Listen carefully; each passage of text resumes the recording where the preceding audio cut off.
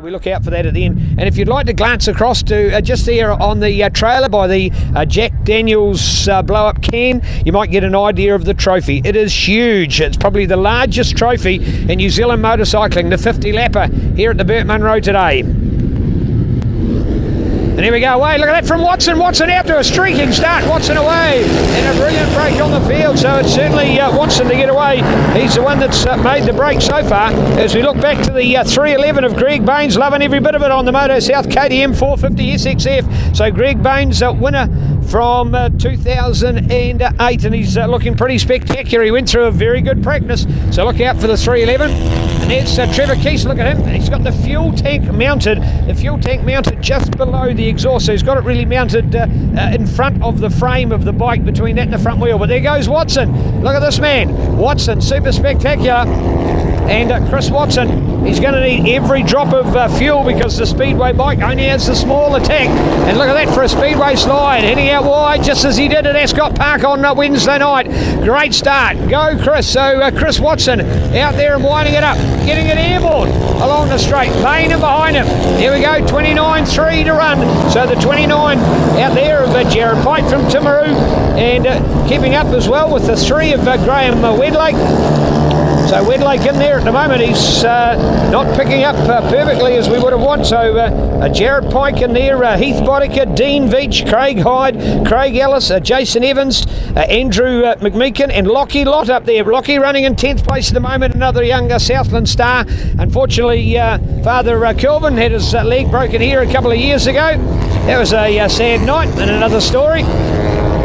But here we go, Greg Bain looking to come up on the inside. See that? He can do a lot later braking and get around the corner a little bit sharper. But in fact, in saying that, he wants to use all of it as well. And away we go. Chris Watson, the need for speed. The Aussies have come all the way. And Watson is rocking here at the moment. He's actually taken off the, you call it a foot peg. If you've seen the Speedway bike, the foot peg is actually just a loose cradle swinging bar. But of course, it's so used to being on its side because the Speedway bike operates leaning over the entire time at a Speedway event. So to actually have it going along the straight, it was sitting in the sand and going ding, ding, ding. So they've actually lifted it up, taken it away from there and held it up off the ground. So a wise move to do there.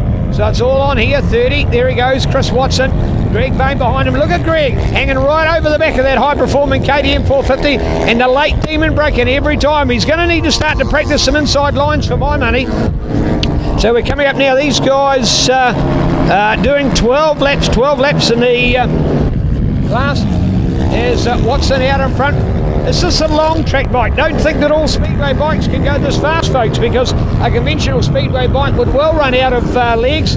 But it's the fact that this is a proper long track bike, so it's made with the gearbox, so it can go faster, as has been shown here at the moment by Aussie hotshot to Chris Watson.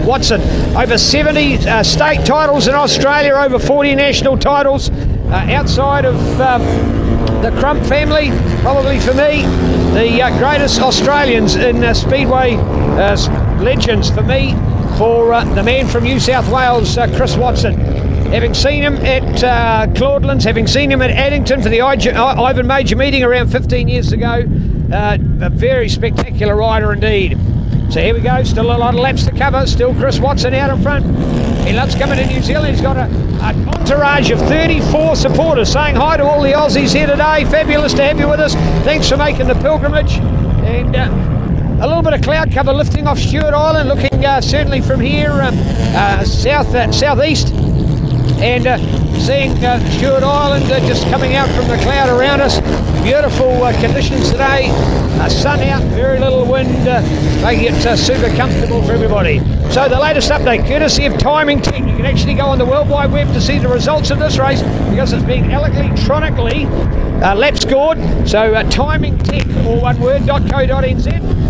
And it's Chris Watson, Greg Baines, Graham Wedlake, Jared Pike, and Craig Hyde, all true champion names. Craig Ellis in there in 6-7 for Jason Evans, followed by Justin Shaw, Dean Veach, and Lockie Lott. They are still the top ones. And Bradley out of there. There's the number 3 of Wedlake on the Aprilia.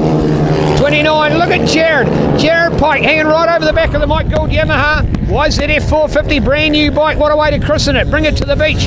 There's the 53, and is he racing for it or what? Craig Hyde, there's your champion of 2006. Although it's been 2 years without the race being run last year, still the defending champion, the man back in second place. So there's class titles, but more importantly the big 50 lapper at the end, and that is an attrition race of the highest calibre.